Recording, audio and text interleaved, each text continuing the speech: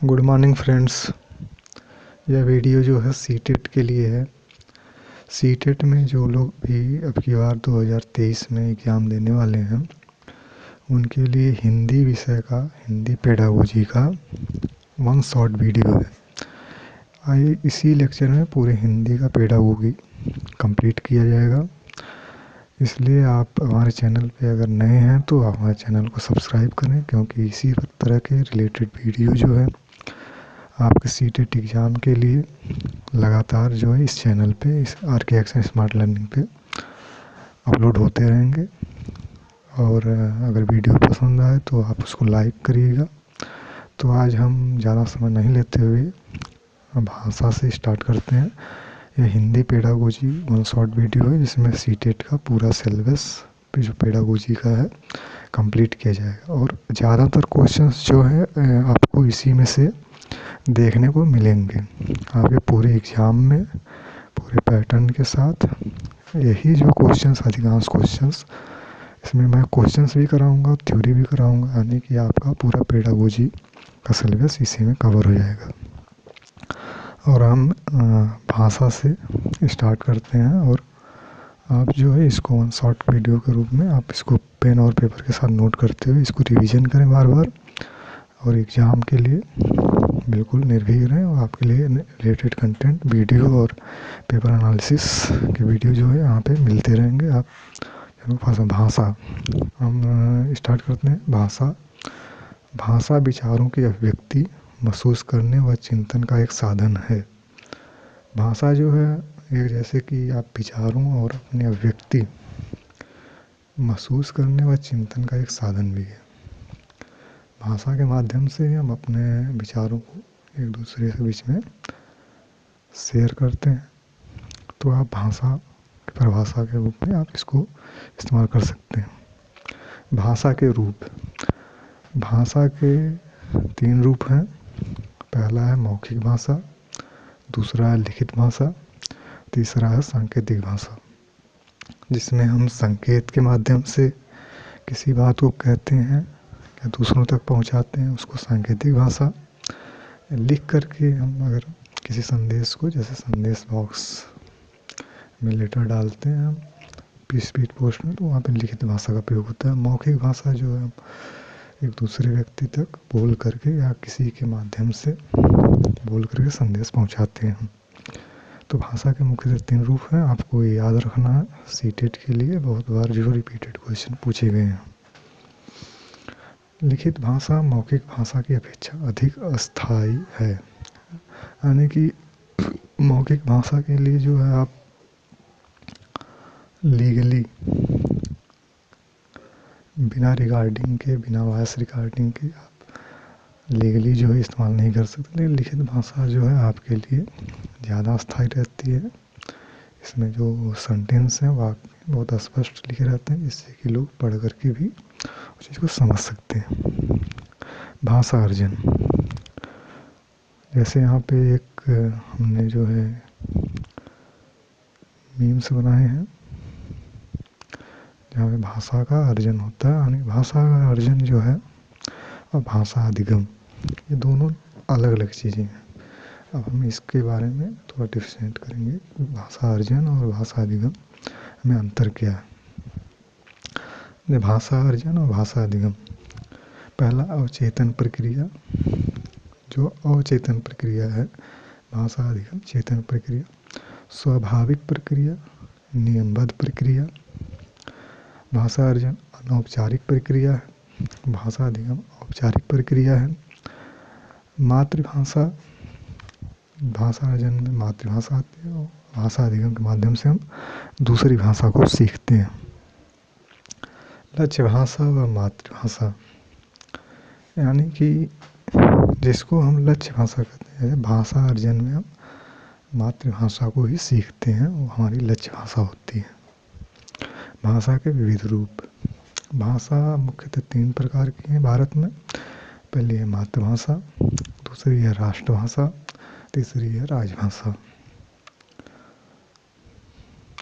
संविधान की 8वीं अनुसूची में निम्नलिखित 22 भाषाएं सम्मिलित हैं, जिसमें पहली असमिया, दूसरी उड़िया, तीसरी उर्दू, चौथी कन्नड़, पाँचवीं कश्मीरी, छठवीं कोंकणी, सातवीं गुजराती, आठवीं डोगरी, नौवीं तमिल, 10वीं तेलुगु, 11वीं नेपाली, 12वीं पंजाबी, 13वीं बांग्ला, 14वीं बोडो, 15वीं मणिपुरी, 16वीं मराठी, 17वीं मलयालम, 18वीं मैथिली, 19वीं संथाली, 20वीं संस्कृत, 21वीं सिंधी और 22वीं अंतिम भाषा जो है हिंदी।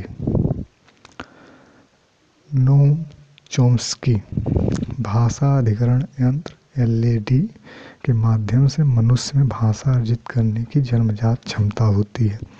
नोम चोम्स्की की यह अवधारणा थी, उन्होंने कथन दिया था कि भाषा अधिकरण यंत्र जो है LAD के माध्यम से मनुष्य में भाषा अर्जित करने की जन्मजात क्षमता होती है, यानी कि यह प्राकृतिक क्षमता होती है। विश्व की सभी भाषाएं एक ही मूल व्याकरण से संबद्ध हैं, जिसे समझने में LAD हमारी सहायता करता है। विश्व की जितनी भी भाषाएं हैं वह मूल व्याकरण यूनिवर्सल ग्रामर से संबद्ध है, जिसे समझने में LAD हमारी सहायता करता है। सैपियर-फ़ाक परिकल्पना। सैपियर-फ़ाक एक परिकल्पना देते हैं भाषागत सापेक्षतावाद, लिंग्विस्टिक रिलेटिविटी की परिकल्पना के अनुसार किसी भाषा की संरचना उस भाषा के बोलने वाले किसी विश्व दृष्टि को प्रभावित करती है। इस सिद्धांत के अनुसार प्रत्येक व्यक्ति अपनी भाषा के माध्यम से ही विश्व को देखता और समझता है। यानी सैपियर-फ़ाक परिकल्पना में के अनुसार जो है व्यक्ति अपनी भाषा के माध्यम से ही विश्व को देखता और समझता है, यानी कि भाषा से ही आप चीज़ों को देख सकते हैं और समझ भी सकते हैं। यह एक क्वेश्चन है जो बार बार रिपीटेड होता है एग्जाम में, आप इस पर ज़्यादा ध्यान दें। यह विचार की भाषा यह निर्धारित करती है कि हम दुनिया के बारे में किस प्रकार सोचते हैं संबंधित है। स्पियर-वॉर्फ परिकल्पना, भाषाई सापेक्षता, भाषा समाजीकरण, भाषा अधिकरण, जैसा कि हम लोग अभी पहले ही पढ़े हैं। स्पियर-वॉर्फ परिकल्पना में उन्होंने ही कहा कि भाषा के माध्यम से व्यक्ति समझता है और सीखता है और देखता भी है, तो पहला विकल्प सही है। स्किनर ने सुझाव दिया कि एक बच्चा अपने माता पिता और आसपास के लोगों की भाषा के अनुकरण करके भाषा सीखता है। ये स्किनर का सुझाव था कि वह माता पिता के आसपास और लोगों का समाज जैसे सोसाइटी या स्कूल वगैरह में जाते समय भी सीखता है। पियाजे और व्यागोत्स्की। पियाजे के अनुसार विचार भाषा से पहले आता है। पियाजे का मानना था कि जो विचार है वो भाषा से पहले आता है और भाषा को निर्धारित भी करता है। वायगोत्स्की का मानना है कि विचार और भाषा अलग अलग प्रक्रियाएं हैं जो 3 साल की उम्र में विलीन हो जाती हैं। यानी कि वायगोत्स्की जो थे उनका मानना था कि भाषा विचार दोनों अलग अलग प्रक्रियाएं हैं तो 3 साल की उम्र में एक ही हो जाती हैं, उसमें आप डिफ्रेंशिएट नहीं कर सकते। जीन पियाजे अहम केंद्रित वाक्य, यानी कि उन्होंने अहम केंद्रित वाक्य नियम दिया। लेव वाइगोत्स्की बालक भाषा अपने के परिवेश में अंतःक्रिया करते हुए सीखता है। इसके अनुसार निजी भाषा बालक के संज्ञानात्मक विकास में सहायक होती है। इनके अनुसार निजी भाषा बालक के संज्ञानात्मक विकास में सहायक होती है। यह जो पूरा मॉडल तैयार किया गया है जिसको आप लोग एक बार देख लेंगे। अधिग्रहण सीखने की परिकल्पना, मॉनिटर परिकल्पना, इनपुट परिकल्पना, प्रभावी निस्पंदन परिकल्पना, प्राकृतिक आदेश परिकल्पना।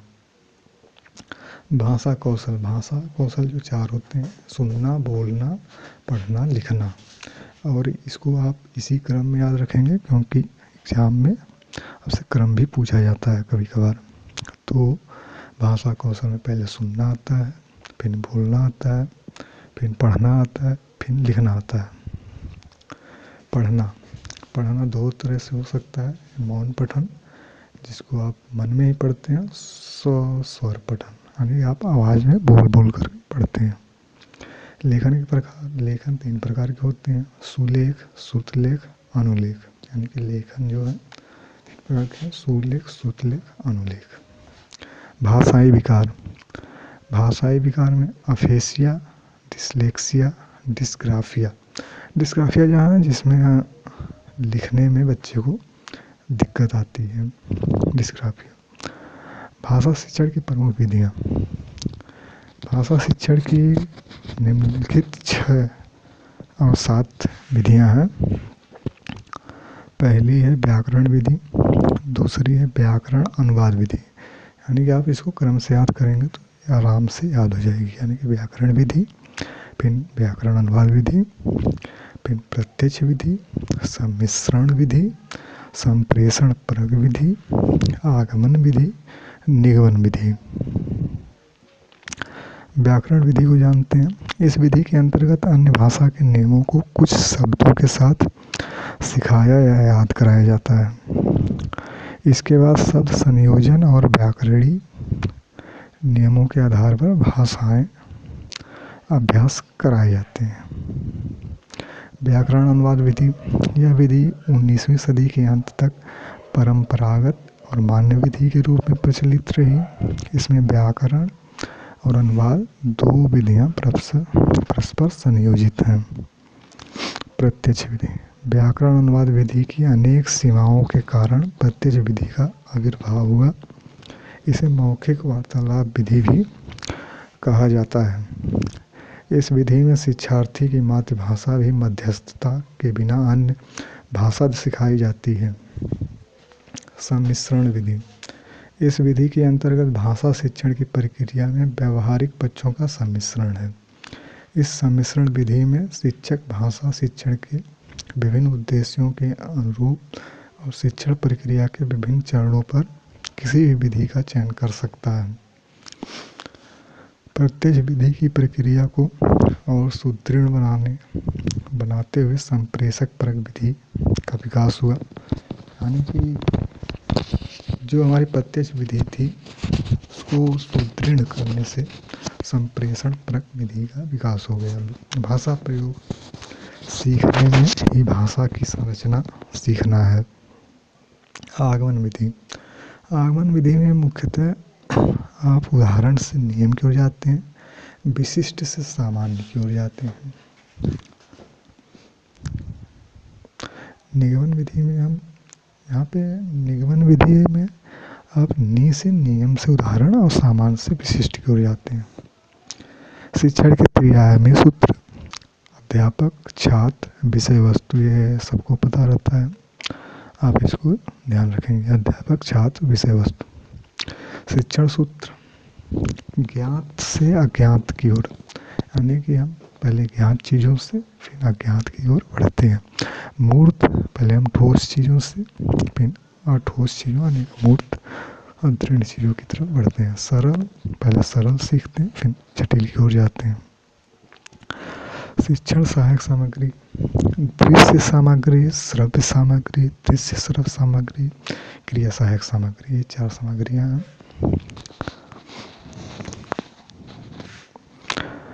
दृश्य सामग्री, श्रव्य सामग्री कि आप अपने तरफ से उदाहरण देख लेंगे।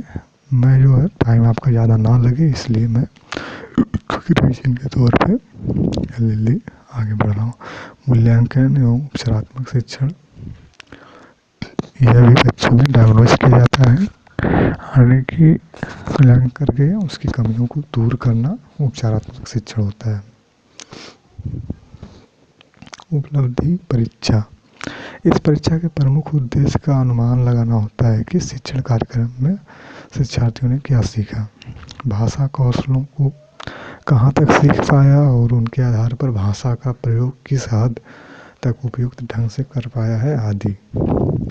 दक्षता परीक्षा, इसमें यह जाना जा सकता है कि शिक्षार्थी शिक्षण विषय को कहाँ तक समझ पाया है और भाषा कौशलों में उसकी दक्षता या प्रवीणता का स्तर कितना है।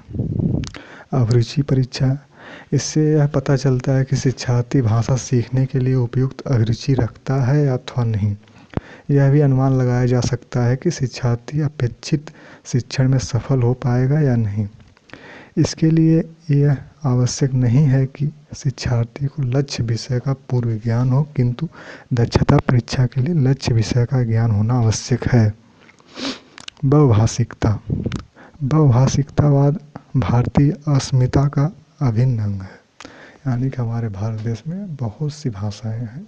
अभी हमने शुरुआत में ही 22 भाषाओं का नाम जाना था और 22 भाषाएं, यानी कि बहुत सी बोलियां भी भारत में हैं।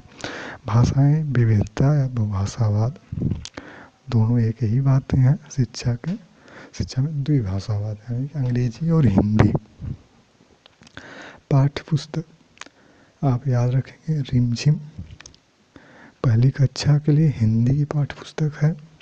जैसा कि आप हिंदी किताबों का नाम देख लेंगे आप कक्षा 1 से 5वीं तक। अगर आप प्राइमरी के लिए हैं, अगर जूनियर के लिए हैं तो जूनियर हिंदी विषय के किताबों के नाम प्राइमरी स्तर पे या NCERT स्तर पे जो नाम है आप उसको ज़रूर एक बार देखेंगे। अब कुछ क्वेश्चंस हैं, इसको हम करते हैं। हिंदी के विषय में क्या सही है? हिंदी भारत की राष्ट्रभाषा है, हिंदी भारत की राजभाषा है, हिंदी संपूर्ण भारत की मातृभाषा है, इसमें से कोई नहीं। तो आप हिंदी को राष्ट्रभाषा नहीं लगाएंगे, आप हिंदी को भारत की राजभाषा है पर टिक करेंगे। त्रिभाषा सूत्र सर्वप्रथम किसके द्वारा सुझाया गया था? त्रिभाषा सूत्र जो है कोठारी आयोग, मुलाधियर आयोग, सैडलियर कमीशन, गांधी जी में कोठारी आयोग के द्वारा सुझाया गया था। निम्न में से कौन सा कथन सही है? भाषा अर्जन एक सहज प्रक्रिया है, भाषा अधिगम एक प्रयासपूर्ण प्रक्रिया है। ये वह भी दोनों इसमें सही विकल्प है। आप लोग सिर्फ सही विकल्प को याद रखेंगे। मैं चारों विकल्प पढ़ रहा हूँ, लेकिन आप जो है सही विकल्प को अवश्य याद रखेंगे। ये बहुत ही बार रिपीटेड क्वेश्चन है, इसमें से आपको जरूर CTET लगभग सभी क्वेश्चंस फंसेंगे। प्राथमिक स्तर पर हिंदी भाषा सिखाने के लिए सबसे अधिक जरूरी है भाषा शिक्षण का भाषा ज्ञान, कक्षा में रंगीन पाठ्य पुस्तकें, कक्षा में प्रिंट समृद्ध परिवेश, कक्षा में लिखित आकलन। कक्षा में प्रिंट समृद्ध परिवेश यह सही विकल्प है। हिंदी भाषा सिखाने के लिए सबसे ज़रूरी है। कक्षा में रंगीन पाठ्य पुस्तक यानी विकल्प आप गलत कर सकते हैं। बच्चे बोलचाल की भाषा का अनुभव लेकर विद्यालय आते हैं। इसका निहितार्थ है कि बच्चों को बोलचाल की भाषा ना सिखाई जाए। यानी ये नकारात्मक बातें बता रहा है कि भाषा ना सिखाई जाए, बच्चों की बोलचाल की भाषा को सुधारा जाए। ये कुछ हद तक सही है, लेकिन सबसे सही जो विकल्प होता है उसको हमको चूज करना रहता है, चुनना रहता है एग्जाम में। इस बात का ध्यान रखेंगे, क्योंकि बहुत से विकल्प आपको ऐसे भी मिलेंगे जो पूर्ण रूप से सही नहीं होंगे। बच्चों के भाषाई अनुभवों का उचित प्रयोग किया जाए। बच्चों के भाषाई अनुभव में कक्षा के बाहर रखा जाए, यानी कि बच्चों को भाषाई अनुभवों को उचित प्रयोग किया जाए। यह बिल्कुल करेक्ट ऑप्शन है, आप इसको चूज करें। छठवां क्वेश्चन देखते हैं। भाषा सीखने सिखाने में आप किसे सबसे अधिक महत्वपूर्ण मानते हैं? संज्ञानात्मक विकास, सामाजिक अंतःक्रिया, यानी कि भाषा सीखने सिखाने के लिए आपको सामाजिक अंतःक्रिया होना चाहिए, और इसलिए विकल्प 20 सही है। दृश्य सब सामग्री कुछ हद तक हो सकती है महत्वपूर्ण, बाल साहित्य भी अनेक सब महत्वपूर्ण, लेकिन सबसे ज़्यादा महत्वपूर्ण अंतःक्रिया सामाजिक अंतःक्रिया। वाइगोत्स्की ने भाषा विकास का परिप्रेक्ष्य प्रस्तुत किया। समाज संस्कृति, आप इसको 100% याद रखें। व्यवहारवादी, व्यवहार सांस्कृतिक, संज्ञानवादी, एक सब गलत है। समाज सांस्कृतिक सही विषय है। भाषा अर्जित करने के संदर्भ में कौन सा कथन उचित नहीं है? यह एक सह प्रक्रिया है। यह एक स्वाभाविक प्रक्रिया है। बच्चे भाषा के नियमों को आत्मसात करते हैं। बच्चों को नियम बनाना सिखाया जाता है। यानी कि भाषा अर्जन में बच्चों को नियम बनाना सिखाया जाता है। ये सही विकल्प। भाषा सीखने, भाषा अर्जित करने में अंतर का मुख्य आधार है भाषा का उपलब्ध परिवेश। यानी कि भाषा का अगर उचित उपलब्ध परिवेश मिलेगा तो आप भाषा को सीख भी सकते हैं, अर्जित भी कर सकते हैं। और यही जो मुख्य अंतर का भी आधार है। बाकी भाषा की पाठ्य पुस्तकें, भाषा का लिखित आकलन, भाषा की जटिल संरचना, ये सब सेकेंडरी टर्टरी रूप है। भाषा सिखाने के कौशलों का सही क्रम है। ये मैंने पीछे ही आपको बताया था, पहले सुनना, फिर बोलना, फिर पढ़ना, फिर लिखना। यही सही क्रम है। ये बार बार रिपीट होता है, इसलिए आप इसको सुनना, बोलना, पढ़ना, लिखना। श्रवण कौशल को सीखने के चरणों का सही क्रम है। ध्वनि का कानों तक पढ़ना, अर्थ ग्रहण, प्रयोग। यानी कि सबसे पहले जो वक्ता है उसकी ध्वनि आपके कानों तक पड़ेंगे, आप उसके अर्थ को आप एनालाइज करेंगे और उसको समझेंगे, यानी अर्थ ग्रहण करेंगे, फिर उसका प्रयोग आप करेंगे। तो यह श्रवण कौशल का सही चरण है। लेखन कौशल से संबंधित दोष है डिस्ग्राफिया, जिसको कि हमने पीछे भी बताया था।